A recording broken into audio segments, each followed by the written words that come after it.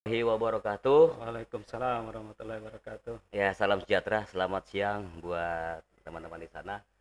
Hari ini saya kedatangan tamu istimewa, ya, sangat luar biasa sekali. Beliau ini orang yang berpengalaman di luaran sana, banyak jabatan yang beliau miliki. Di antaranya, sebelumnya saya perkenalkan dulu ya, namanya lupa nih. Nyantai aja Pak ya, kita Santai. bincang-bincang. Iya. Yaitu dengan nama Pak Romi Sumarlin SE. Background beliau sebagai ketua yayasan di suatu sekolah Al Muhajirin Insan Jakarta. Jakarta mana nih Pak? Jakarta. Utara, utara. Jakarta Utara ya, Iya. Tanjung Priok. Kemudian juga ketua yayasan Al Ansor Indonesia. Ada lagi konsultan pendidikan. Sebenarnya beliau ini dari IDUKA, industri dunia kerja. Beliau teman saya juga. Beliau banyak pengalaman di IDUKA. Saya mau bincang-bincang dengan beliau masalah dunia pendidikan dengan dunia industri. Banyak yang harus kita ketahui, kita menimba ilmu dengan beliau. Ya Pak Romi, apa kabar? Selamat siang Pak Romi. Alhamdulillah baik Pak Cecep. Ya. Gimana kabarnya Pak Cecep? Alhamdulillah sehat. Ini Ya. anak ini panggil apa nih Pak Ustadz, Pak Kiai, Jangan atau Pak Romi? Romi aja. Romi aja. Ya Pak Romi ya. Ya. Nah Bapak, background Bapak kan sementara sebelumnya ini di dunia industri. Ya. Nah, industri mungkin di penerbangan Pak ya. Ya. Banyak pengalaman di sana, kemudian masuk ke dunia pendidikan sudah berapa lama Pak? Kalau terjun langsung itu baru 2 tahun sebenarnya. Tetapi sebelum itu memang sudah terlibat di dalam dunia pendidikan kurang lebih 15 tahun. Alhamdulillah. Tapi ya hanya sekedar selingan saja. Tapi benar-benar terjun itu ya baru 2 tahun inilah saya berkecimpung di dunia pendidikan. Gitu. Oke, 2 tahun Pak ya. Wah, Mm-mm. banyak pengalaman lah Pak di dunia industri ini yang Bapak miliki dan pada saat di lapangan.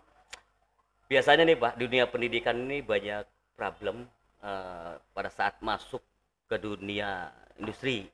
Pengalaman-pengalaman yang Bapak miliki, boleh ceritakan Pak, terutama pada anak-anak yang baru lulus sekolah, mau melamar satu pekerjaan, kendalanya atau permasalahannya apa Pak?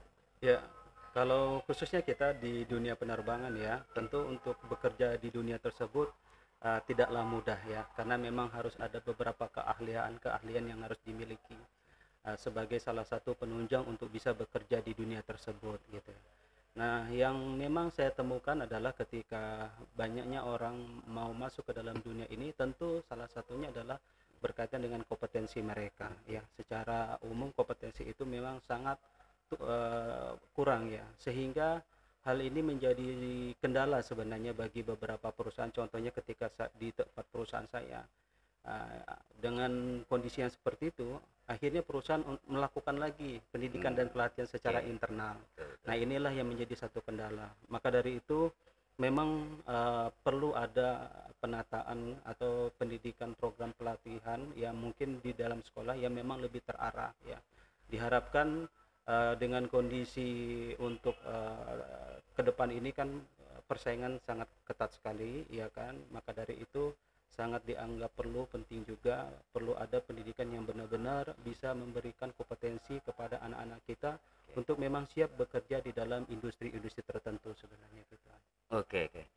Iya, memang Pak ya, banyak kendala dari siswa kami pun yang telah setelah lulus atau alumni dari sekolah SMK ini, pada saat melamar pekerjaan itu banyak perusahaan ternyata katanya kompetensinya tidak sesuai yang dimiliki atau yang diinginkan oleh dunia industri, dan itu saya nggak tahu kelemahannya di mana, atau LinkedIn match-nya atau memang di kurikulumnya. Nah, saya minta pendapat Bapak nih, kalau anak kita ini mau masuk ke suatu dunia industri, apa yang harus dipersiapkan terutama di bagian apa Pak? Kelemahannya deh, kelemahannya di siswa-siswa ini. Ya, pertama tentu salah satu yang kalau kita langsung aja kepada kompetensinya yaitu Ya, pertama yaitu di bidang contoh kalau dunia penerbangan bahasa Inggris menjadi salah satu pokok utama sih sebenarnya. Itu kemudian apa namanya IT juga itu juga mempengaruhi juga. Kalau karena di dunia penerbangan ini tentu pengetahuan tentang penerbangan itu perlu banget yang di apa namanya yang harus diketahui secara Oke. ini. Nah, hal yang paling penting juga berkaitan dengan akhlak sebenarnya begitu. Nah, ini tanpa disadari juga bahwa akhlak itu merupakan karakter yang memang sangat dibutuhkan juga. Kita membutuhkan karyawan yang mempunyai bukan hanya dari sisi kepintaran saja, tetapi juga akhlak juga yang baik juga dari sisi kejujurannya, ya kan, keikhlasannya, ya, Mm, kemudian profesionalismenya. mm, Nah, itu perlu juga sih sebenarnya. Maka dari itu saya juga sedang mengarah ke sana gitu. Bagaimana caranya supaya kita juga membuka satu sekolah yang memang nantinya ingin menciptakan generasi ya. yang sesuai dengan kebutuhan industrinya tersebut gitu. Oke, berarti moral Pak ya, Moral, moral. Memang ya nah, sekarang ini mohon maaf tanda petik, ya mungkin dengan perkembangan teknologi, dengan iya, adanya sosmed ya, iya, dia melihat, dia mempraktekkan dan meniru. betul, Nah, kontrolnya nih kurang, iya, mau dari orang tua maupun dari sekolahan. Padahal iya, dengan guru sih nggak bosan-bosan, iya, bahkan ditegur dengan keras sedikit, sangkanya kekerasan. iya, Apalagi ditoel, sangkanya iya, ke betul. iya, kena ranah hukum, itu Karena yang hukum, ditakuti. Ya ini iya, banyak problemnya. iya, Saya setuju sekali Pak dengan adanya apa peningkatan akidah ataupun akhlak atau disebut dengan moral iya, itu harus eh, pertama kali di dunia kerja karena dasarnya mereka baik bekerja itu dari moral Pak ya. iya, betul. Masalah kompetensi bisa Bisa dilatih, dipelajari ya dilatih, sambil berjalan. iya, Nah, saya betul. setuju sekali Pak. Mm-mm, Nah, selama ini sekarang sudah ada nih Pak, mm-mm. sesuai dengan kebutuhan di dunia penerbangan, ada jurusan logistik nih. Saya mau bahas masalah logistik nih Pak. Nah ini Iya, baru jurusannya jurusan baru nih Pak ya. jurusan baru tuh. Iya, logistik ada manajemen logistik sama Iya, teknik logistik. iya, Ya, itu kan banyak orang tua ini belum memahami logistik itu apa.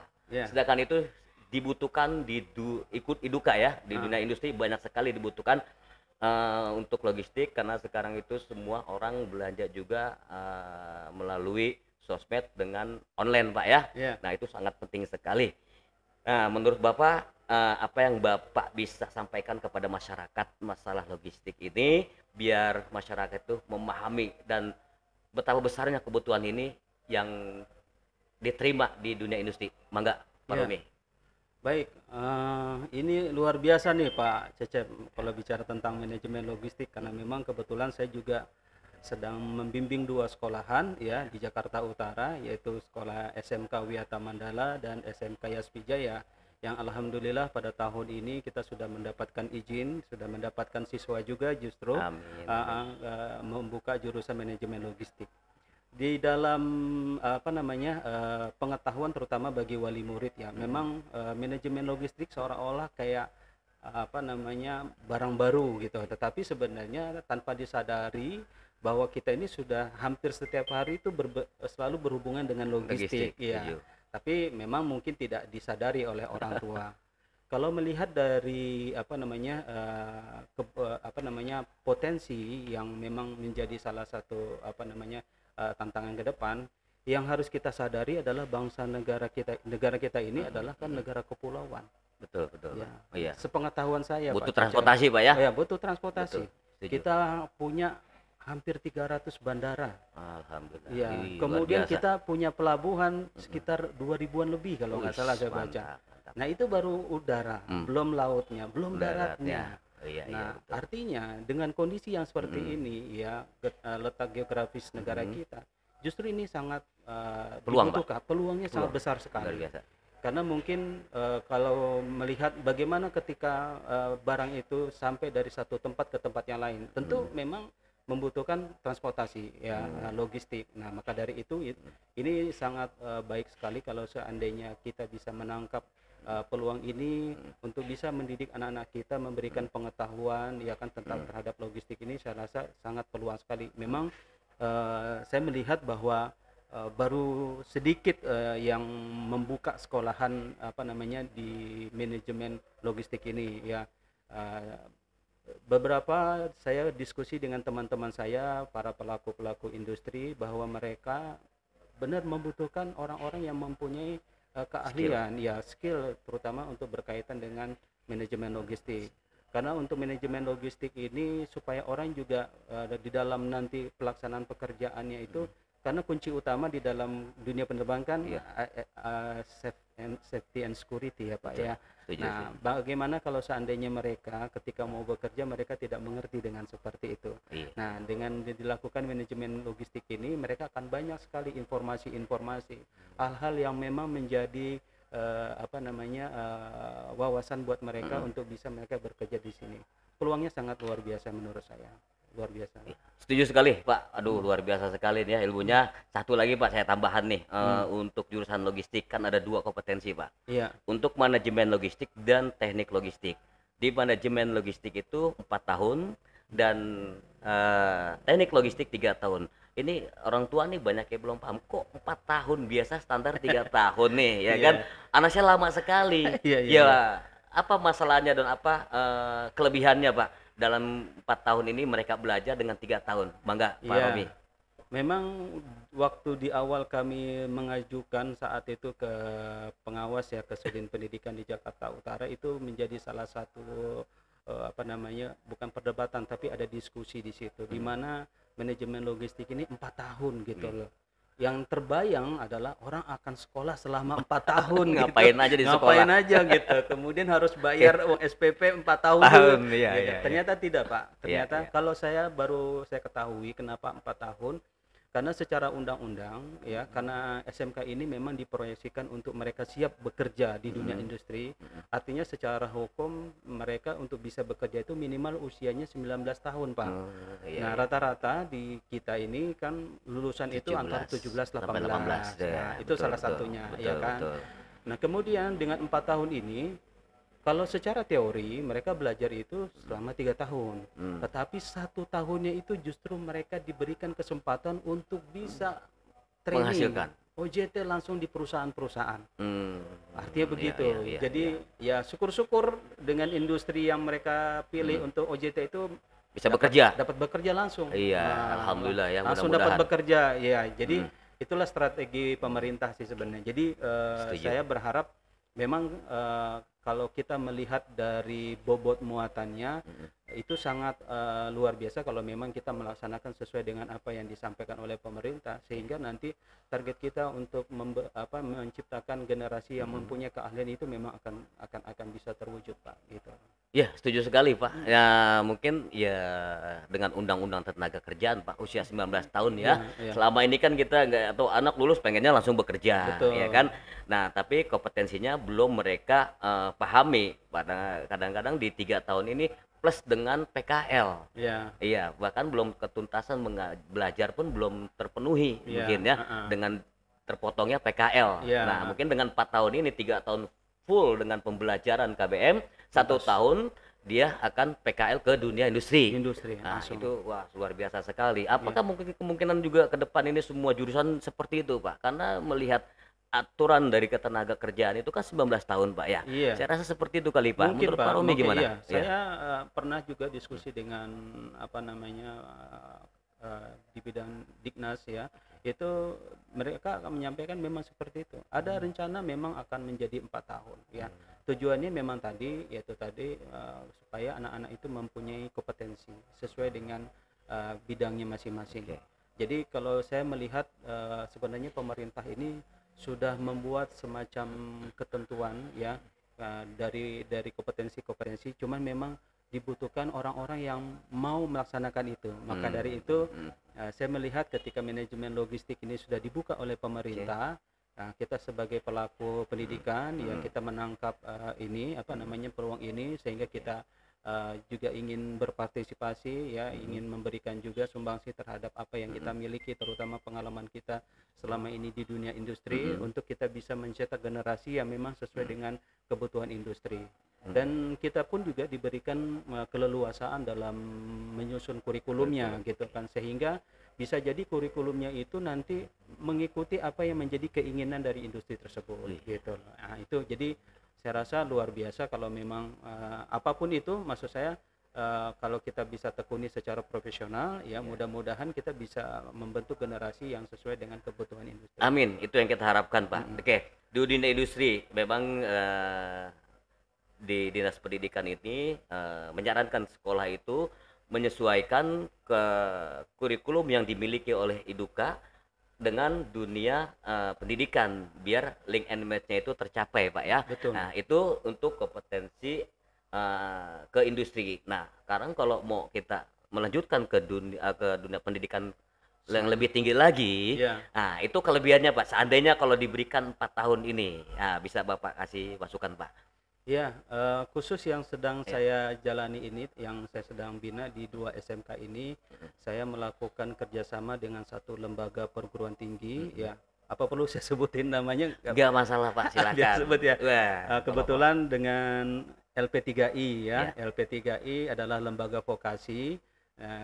Di sini kita melakukan apa namanya kerjasama ya, di mana nanti lulusan-lulusan dari siswa-siswa kita yang belajar di SMK manajemen logistik itu dengan mudahnya mereka akan melanjutkan jenjang berikutnya yang setara dengan S1 ya. Dari selama 4 tahun ini nanti akan dihitung sebanyak 40 SKS Pak. Oke. 40 SKS artinya mereka untuk melanjutkan ke S1-nya itu tinggal separuhnya saja gitu. Jadi nggak terlalu lama gitu loh. Nah, jadi itu salah satu keuntungannya juga sih sebenarnya, yang termasuk yang kita sebut juga link and match juga terhadap apa namanya dunia pendidikan ya, seperti itu Pak. Lanjutan ya. Iya, kelanjutan. Berarti udah ada penambahan kurikulum atau sudah masuk di dunia tingkat sarjana yang masuk di kurikulum tersebut Pak ya. Sudah. Luar biasa sekali ya. Tuh buat kepada pemirsa ini jangan biar lebih tahu lagi bahwa jurusan logistik ini banyak peluangnya. Jika Anda mau masuk ke perguruan tinggi pun di situ sudah ada peluang. Bisa dipelajari di SMK-nya. Mungkin udah 1 semester atau 2 semester Pak. 1 semester Pak ya, udah Iya. udah dipelajari. Kemudian untuk dunia industrinya itu sangat besar sekali peluang pekerjaannya. Karena sekarang sudah teknologi IT semua dengan sosial media, bahkan semua pengiriman kebutuhan rumah tangga, perkantoran semua itu melalui online ya. Termasuk kita juga belajar sekarang dengan daring Pak ya. Ke depan saya rasa mungkin ya bisa seterusnya daring nih ya. Bisa dikombinasi antara daring dan luring ya. Problemnya kan karena Covid-19 ini. Ya, yang jadi kita tidak bisa luring terbentur dengan peraturan PSBB ya. Itu daripada aturan pemerintah daerah dari provinsi masing-masing. Ya, ini saya promosiin juga nih Pak LP3. Insya Allah nanti kita undang juga nih pengurus LP3 ya. Pengen tahu masukannya, beliau ini satu lembaga atau perguruan tinggi Pak ya? Ya, lembaga vokasi. Lembaga vokasi. Beliau udah banyak bekerja sama ya. Nanti insya Allah melalui Pak Romi juga nih kan, beliau sudah bekerja sama. Silakan buat sekolah lain juga mau bekerja sama di dunia industri mana saja ya. Yang penting para alumnus atau alumni yang ada di SMK ini bisa terpenuhi atau bisa tersalurkan di dunia kerjanya. Nah ini kan Pak Romi nih, Banten ini terbesar ini pengangguran ini kan ya. Mungkin bisa kerjasama nanti dengan wilayah Banten nih LP3 ini biar bisa merekrut. Boleh sangat boleh sekali Pak. Nanti saya coba komunikasikan, karena dari tim LP3 juga sangat welcome juga. Mereka juga mau melakukan pembinaan juga ya terhadap sekolah-sekolah yang memang membutuhkan ya kayak gitu. Insya Allah bisa Pak. Amin. Mudah-mudahan kita bisa kerjasama. Ya, saya rasa itu saja yang saya sampaikan kepada Bapak Ibu. Sekali lagi saya minta saran Pak Romi buat para pemirsa atau masyarakat untuk jurusan logistik ini sangat besar sekali peluangnya. Silakan Pak Romi, sarannya gimana? Ya, saya berharap kepada adik-adik ya, atau mungkin para calon wali murid ya yang ingin menyekolahkan anaknya, terutama ketika ingin segera bekerja ya, salah satu pilihan adalah manajemen logistik, jurusan manajemen logistik ini, karena memang yang tadi sudah disampaikan bahwa untuk bekerja di dunia ini sangat padat karya ya Pak ya, sangat banyak dibutuhkan, melihat kondisi geografis negara kita yang sangat luas ya, sehingga ini benar-benar menjadi peluang yang luar biasa, dan mudah-mudahan dengan masuk ke dalam jurusan manajemen logistik, apa yang menjadi cita-cita untuk bisa bekerja dalam waktu dekat itu akan bisa terlaksana, dengan catatan yaitu memang harus belajar secara sungguh-sungguh ya Pak ya. Iya, betul. Harus belajar sungguh-sungguh, kemudian apa yang sudah menjadi materi yang disampaikan oleh sekolahnya itu benar-benar harus dijalankan, sehingga ini menjadi salah satu daya minat industri juga untuk menggunakan jasa dari para lulusan dari manajemen logistik untuk bisa ditempatkan di industrinya masing-masing, Pak. Gitu. Iya, terima kasih Pak Romi ya. Nah, Ya. sekali lagi saya sampaikan kepada masyarakat terutama Kota Tangerang ya. Jakarta bisa diwakili Pak Romi dengan SMK-nya ya. Iya. Dia membuka jurusan baru Kota Tangerang, silakan ke SMK Karya Bangsa ya. Iya. Di Neglasari, SMK Karya Bangsa Neglasari ya. Belum buka cabang, baru satu. Adanya di Neglasari depan bandara ya. Iya, iya. Insya Allah ke depan di depan mata kita ini banyak peluang pekerjaan, ribuan peluang pekerjaan. Masyarakat setempat, masa sih orang luar yang masuk, kenapa enggak kita yang akan bekerja di sana? Insya Allah saya doakan masyarakat Tangerang bisa maju dan bisa berkarya di dunia penerbangan ya. Terima kasih Pak Romi, selamat siang. Assalamualaikum warahmatullahi wabarakatuh. Waalaikumsalam. SMK bisa, Karya Bangsa pasti bisa.